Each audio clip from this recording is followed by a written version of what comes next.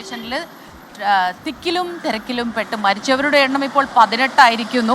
ഒരുപാട് പേർക്ക് പരിക്കേറ്റിട്ടുണ്ട്. മരിച്ചവരിൽ 30ഓളം പേർക്ക് അതിൽ പരിക്കേറ്റിട്ടുണ്ട്. ഇന്നലെ രാത്രി 10 മണിയോടെ പ്ലാറ്റ്ഫോം നമ്പർ 13, 14, 15 എന്നിവിടങ്ങളിലാണ് ഈ വൻ തിരക്കുണ്ടായത്. ഉന്നതതല അന്വേഷണം റെയിൽവേ പ്രഖ്യാപിച്ചിട്ടുണ്ട്. പ്രധാനമന്ത്രി നരേന്ദ്രമോദി, പ്രതിരോധ മന്ത്രി രാജ്നാഥ് സിംഗ്, ഡൽഹി ലഫ്റ്റനന്റ് ഗവർണർ സക്സേന തുടങ്ങിയവർ അപകടത്തിൽ ദുഃഖം, അനുശോചനം രേഖപ്പെടുത്തിയിട്ടുണ്ട്. കൂടുതൽ വിശദാംശങ്ങളുമായി ബൽറാം നെടുങ്ങാടിയാണ് ചേരുന്നത് ഡൽഹിയിൽ നിന്ന്. ബൽറാം, വലിയ അപകടമാണ് ഉണ്ടായിരിക്കുന്നത്. പ്രത്യേകിച്ച് ഡൽഹി റെയിൽവേ സ്റ്റേഷൻ എന്ന് പറയുന്നത് എപ്പോഴും നല്ല തിരക്കുള്ളൊരു സ്ഥലമാണ്. ഇപ്പോൾ ഈ കുംഭമേളയോടനുബന്ധിച്ച് കൂടുതൽ ആളുകൾ ഇവിടേക്ക് എത്തിയിരുന്നല്ലോ. ഈ അപകടത്തിനെ കുറിച്ച് എന്താണ് അധികൃതർ പറയുന്നത്? ഒപ്പം തന്നെ ഈ ആരോഗ്യനില, പരുക്കേറ്റവരുടെ നിലവിൽ എങ്ങനെയാണ്? Good morning Pravitha, Smitha. ദാരുണമായ ഒരു അപകടമാണ് ഇന്നലെ രാത്രി ന്യൂഡൽഹി റെയിൽവേ സ്റ്റേഷനിൽ ഉണ്ടായത്. പ്രയാഗ്രാജിലെ മഹാകുംഭമേളയിൽ പങ്കെടുക്കുന്നതിനായി പുറപ്പെട്ട തീർത്ഥാടകരാണ് ഈ അപകടത്തിൽപ്പെട്ടവരിൽ ബഹുഭൂരിഭാഗവും. ഈ റെയിൽവേ സ്റ്റേഷനിൽ 2 ട്രെയിനുകൾ വൈകിയത് പ്ലാറ്റ്ഫോമിൽ ആളുകളുടെ തിരക്ക് വർദ്ധിക്കാൻ ഇടയാക്കി. സ്വതന്ത്ര സേനാനി എക്സ്പ്രസ്, ഭുവനേശ്വർ രാജധാനി എക്സ്പ്രസ് എന്നിവ വൈകി. ഈ 2 ട്രെയിനുകളും 14, 15 പ്ലാറ്റ്ഫോമുകളിലാണ് എത്തേണ്ടിയിരുന്നത്. ഒപ്പം തന്നെ ഒരു സ്പെഷ്യൽ ട്രെയിൻ കുംഭമേളയോടനുബന്ധിച്ച് ന്യൂഡൽഹി റെയിൽവേ സ്റ്റേഷനിൽ ഉണ്ടാകും എന്ന തരത്തിലുള്ള അഭ്യൂഹങ്ങൾ പടർന്നതും കൂടുതൽ ആളുകൾ റെയിൽവേ സ്റ്റേഷനിലേക്ക് ഈ സമയത്ത് എത്താൻ ഇടയാക്കി. ഏതാണ്ട് 1500ഓളം ജനറൽ ടിക്കറ്റുകൾ ഈ സമയത്ത് മാത്രമായി വിറ്റതായാണ് ലഭ്യമാകുന്ന റിപ്പോർട്ടുകൾ. വലിയ തിരക്ക് തന്നെ, നിയന്ത്രിക്കാൻ കഴിയാത്ത തരത്തിൽ, ആളുകളെ ഉൾക്കൊള്ളാൻ കഴിയാത്ത തരത്തിൽ ഈ 14, 15 പ്ലാറ്റ്ഫോമുകൾ തിങ്ങി നിറയാൻ ഇടയാക്കുകയാണ് ഇത് ഉണ്ടായത്. തുടർന്നാണ് ഈ തിക്കും തിരക്കിലും പെട്ട് 18 പേർ മരിച്ചതായാണ് ഏറ്റവും ഒടുവിൽ ലഭ്യമായിരിക്കുന്ന വിവരം. 15 മൃതദേഹങ്ങൾ നിലവിൽ LNJP ആശുപത്രിയിലും 3 മൃതദേഹങ്ങൾ ലേഡി ഹാർഡിംഗ് മെഡിക്കൽ കോളേജിലും നിലവിൽ സൂക്ഷിച്ചിട്ടുണ്ട്. പരിക്കേറ്റ് 30ഓളം പേരെ ആശുപത്രികളിൽ, ഈ 2 ആശുപത്രികളിലായി പ്രവേശിപ്പിച്ചതാണ് ഔദ്യോഗികമായി ലഭ്യമാകുന്ന വിവരം. ഇതിൽ പലരുടെയും പരിക്ക് അതീവ ഗുരുതരമാണ്. പ്രധാനമായും സ്ത്രീകളും കുട്ടികളുമാണ് മരിച്ചവരിൽ കൂടുതലും. 11 പേർ, 18 പേരിൽ 11 പേരും സ്ത്രീകളാണ്. 4 കുട്ടികളും മരിച്ചവരിൽ ഉൾപ്പെടുന്നുണ്ട്. ശ്വാസം മുട്ടൽ അടക്കമുള്ള പ്രശ്നങ്ങൾ ഇവർക്ക് തിക്കും തിരക്കും വർദ്ധിച്ചതിനെ തുടർന്ന് അനുഭവപ്പെടുകയായിരുന്നു. ഇവർ കുഴഞ്ഞു വീഴുന്ന സാഹചര്യമാണ് ഉണ്ടായത്. തുടർന്നാണ് ഇത്തരത്തിൽ ദാരുണമായ അപകടമുണ്ടായത്. ഈ സംഭവം നടന്ന ഉടൻ തന്നെ റെയിൽവേ പോലീസ് സ്ഥിതിഗതികൾ നിയന്ത്രിക്കാൻ ശ്രമിച്ചെങ്കിലും അവർക്ക് അതിന് കഴിയാത്ത തരത്തിൽ, നിയന്ത്രണാതീതമായ തരത്തിലുള്ള തിക്കും തിരക്കും അനുഭവപ്പെടുകയായിരുന്നു. തുടർന്ന് ഫയർഫോഴ്സിനെ ഉൾപ്പെടെ രാത്രി വിളിച്ച് വരുത്തുന്ന സാഹചര്യമുണ്ടായി. 4 ഫയർ എഞ്ചിനുകൾ ഈ വൈകിട്ട് 10 മണിയോടെ ന്യൂഡൽഹി റെയിൽവേ സ്റ്റേഷനിലെത്തി. 8 മണി മുതൽ തന്നെ ശക്തമായ തിരക്ക് ഈ റെയിൽവേ സ്റ്റേഷന്റെ 2 പ്ലാറ്റ്ഫോമുകളിൽ അനുഭവപ്പെട്ടിരുന്നു. എന്നാൽ ആദ്യഘട്ടത്തിൽ ഈ സംഭവമുണ്ടായ സംബന്ധിച്ചുള്ള റിപ്പോർട്ടുകൾ റെയിൽവേ നിഷേധിക്കുകയാണ് ഉണ്ടായത്. സാഹചര്യങ്ങൾ നിയന്ത്രണ വിധേയമാണ് എന്നാണ് റെയിൽവേ ആദ്യഘട്ടത്തിൽ വ്യക്തമാക്കിയത്. എന്തായാലും നിലവിൽ ഇപ്പോൾ ഈ സംഭവത്തിൽ മരണമടക്കമുള്ള കാര്യങ്ങൾ സംബന്ധിച്ച് ഔദ്യോഗികമായ വിശദീകരണം റെയിൽവേയുടെ ഭാഗത്തു നിന്നും വരേണ്ടതുണ്ട്. എന്നാൽ നിലവിൽ ഇപ്പോൾ സ്ഥിതിഗതികൾ നിയന്ത്രണ വിധേയമാണ് എന്ന് വ്യക്തമാക്കിയിരിക്കുകയാണ് റെയിൽവേ മന്ത്രി അശ്വിനി വൈഷ്ണവ്, പ്രധാനമന്ത്രി Narendra Modi, Delhi lieutenant governor VK Saxena അടക്കമുള്ളവർ ഈ സംഭവത്തിൽ അതീവ ദുഃഖം രേഖപ്പെടുത്തിയിട്ടുണ്ട്. പരിക്കേറ്റ് ചികിത്സയിൽ കഴിയുന്നവർക്ക് ആവശ്യമായ എല്ലാ സഹായങ്ങളും ഉറപ്പാക്കും എന്നും ഇവർ വ്യക്തമാക്കിയിട്ടുണ്ട്. അതേസമയം ഈ തിക്കും തിരക്കും അനുഭവപ്പെട്ടതിനെ തുടർന്ന് സ്പെഷ്യൽ ട്രെയിൻ ഏർപ്പെടുത്തിയതായി റെയിൽവേ മന്ത്രി അശ്വിനി വൈഷ്ണവ് സ്ഥിരീകരിച്ചിട്ടുണ്ട്. പരിക്കേറ്റ് 30ഓളം പേർ ഇപ്പോൾ ആശുപത്രിയിൽ കഴിയുന്നുണ്ട് എന്നാണ് ഔദ്യോഗികമായി ലഭ്യമാകുന്ന വിവരം. എന്നാൽ അതിനേറെ പേർക്ക് പരിക്കേറ്റു എന്നാണ് ലഭ്യമാകുന്ന റിപ്പോർട്ടുകൾ.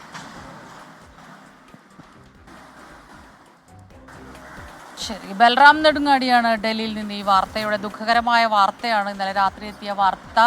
വലിയ തിക്കിലും തിരക്കിലും പെട്ടാണ് മരണമുണ്ടായത്. പരുക്കേറ്റവരുടെ ആരോഗ്യനില, അതിനെക്കുറിച്ചൊക്കെ വിവരങ്ങൾ നൽകുകയായിരുന്നു ബൽറാം നെടുങ്ങാടി. എന്തായാലും റെയിൽവേ അന്വേഷണം പ്രഖ്യാപിച്ചിട്ടുണ്ട്. ബൽറാം ഒരിക്കൽ കൂടി ചേരുന്നുണ്ട്. സ്മിത, ബൽറാം, ഇപ്പോൾ ഇത്ര വലിയ അപകടമുണ്ടായ ഒരു റെയിൽവേ സ്റ്റേഷനാണ്. അപ്പോൾ സ്ഥിതിഗതികൾ അവിടെ എങ്ങനെയാണ്? ഈ ആളുകളെയൊക്കെ ഇപ്പോഴും അവിടേക്ക് കൂടുതൽ ആളുകൾ എത്താനുള്ള സാധ്യതയുണ്ടല്ലോ, പ്രത്യേകിച്ച് ഈ കുംഭമേള അത് നടക്കുന്ന സാഹചര്യത്തിൽ കൂടുതൽ ആളുകൾ അങ്ങോട്ടും ഇങ്ങോട്ടും വരാനും പോകാനും ഒക്കെയുള്ള ആ ഒരു സാഹചര്യമുണ്ട്. അപ്പം നിലവിൽ എന്താണ് റെയിൽവേ സ്റ്റേഷനിലെ സാഹചര്യം? പ്രവിത, നിലവിൽ ഇപ്പോൾ ഈ ന്യൂഡൽഹി റെയിൽവേ സ്റ്റേഷനിലെ സ്ഥിതിഗതികൾ ശാന്തമാണ്. രാത്രി 8 മണി മുതൽ 11:30 വരെയാണ് ഈ വലിയ തിരക്കും ഇത്തരത്തിൽ അപകടകരമായ ഈ സാഹചര്യം റെയിൽവേ സ്റ്റേഷനിൽ ഉണ്ടായത്. തുടർന്ന് ഫയർ എഞ്ചിനുകളും റെയിൽവേ പോലീസ് ഉൾപ്പെടെയുള്ളവർ എത്തി ഈ തിരക്ക് നിയന്ത്രിക്കാനുള്ള ശ്രമങ്ങൾ നടത്തുകയും അപകടത്തിൽപ്പെട്ടവരെ, പരിക്കേറ്റവരെ ഉൾപ്പെടെ ആശുപത്രിയിലേക്ക് മാറ്റുകയുമാണ് ഉണ്ടായത്. തുടർന്ന് സ്പെഷ്യൽ ട്രെയിൻ ഏർപ്പെടുത്തി ഈ ആളുകളെ, തീർത്ഥാടകരെ പോകാനുള്ള സൗകര്യം ഒരുക്കി. നിലവിലിപ്പോൾ സ്ഥിതിഗതികൾ ശാന്തമാണ്, പൂർണ്ണമായും നിയന്ത്രണ വിധേയമാണ് സാഹചര്യം. ന്യൂഡൽഹി റെയിൽവേ സ്റ്റേഷനെ സംബന്ധിച്ചിടത്തോളം രാജ്യത്ത് തന്നെ ഏറ്റവും തിരക്ക് അനുഭവപ്പെടുന്ന റെയിൽവേ സ്റ്റേഷനുകളിൽ ഒന്നാണ് ന്യൂഡൽഹി റെയിൽവേ സ്റ്റേഷൻ. അതുകൊണ്ട് തന്നെ ഏത് ഘട്ടത്തിലും ഇത്തരത്തിൽ ഒരു വലിയ തിരക്ക് അനുഭവപ്പെടാനുള്ള സാഹചര്യം ഈ റെയിൽവേ സ്റ്റേഷനിൽ ഉണ്ട്.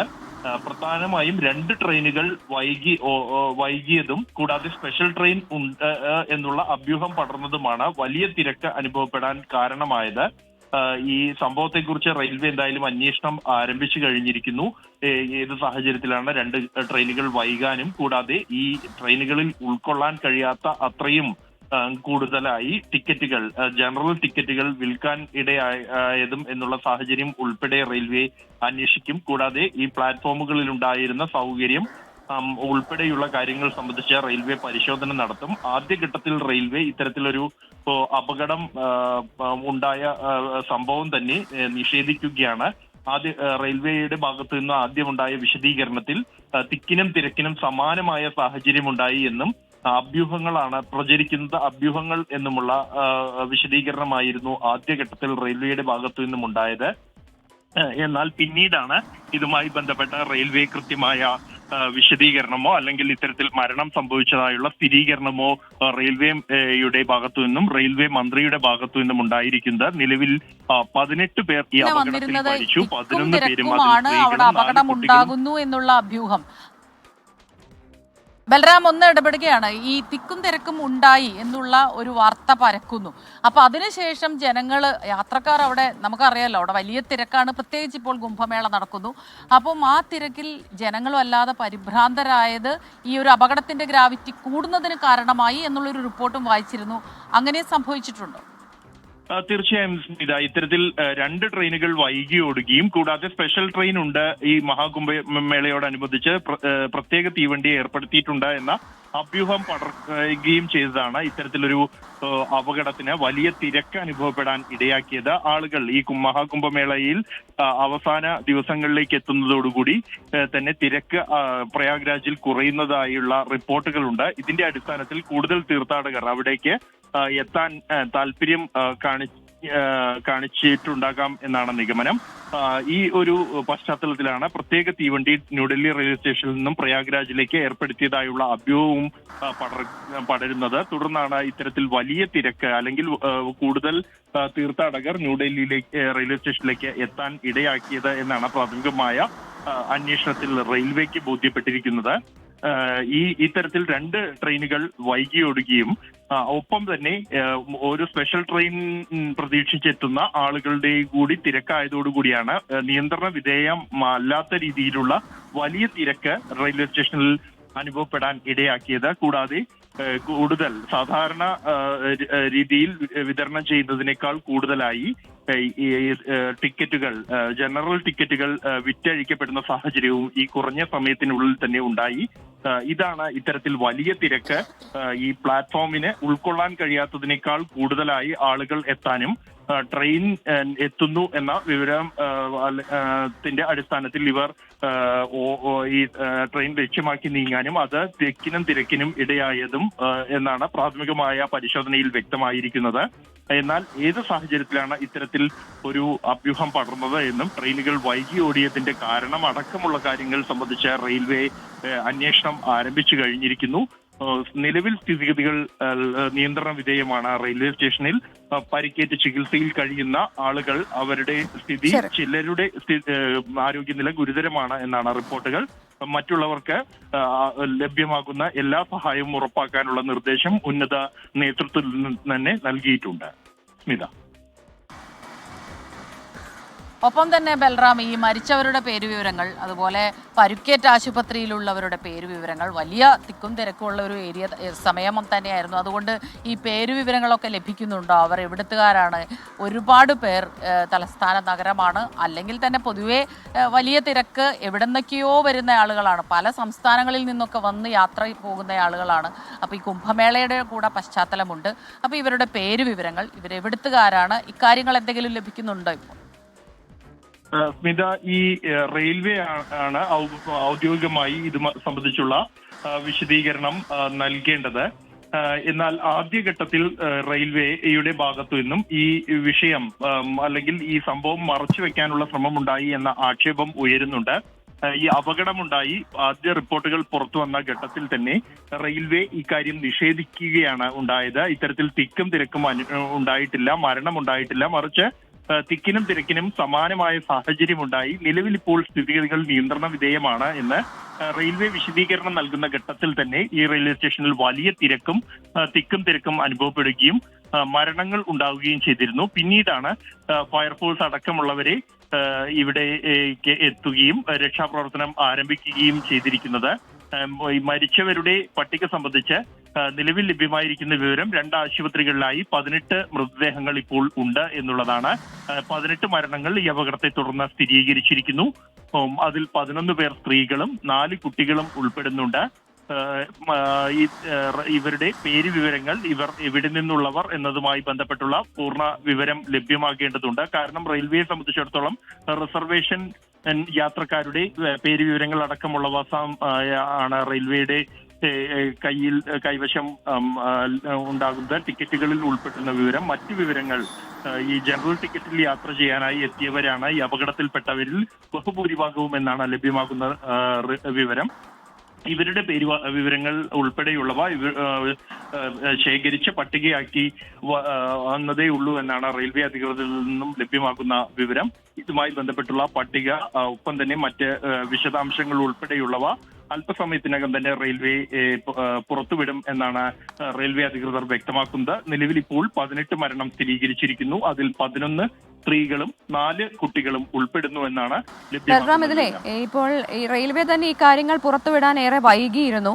പക്ഷേ അപ്പോൾ തന്നെയും 18 മരണം സംഭവിച്ചിട്ടുണ്ട്, കൂടുതൽ പേർക്ക് പരുക്കേറ്റിട്ടുണ്ട്. അപ്പോൾ ഈ പുറത്തുവിട്ട കണക്കുകളാണ് യഥാർത്ഥം എന്ന് പറയാനുള്ള ഒരു അവസ്ഥയിലേക്ക് എത്തിയിട്ടുണ്ടോ ബൽറാം?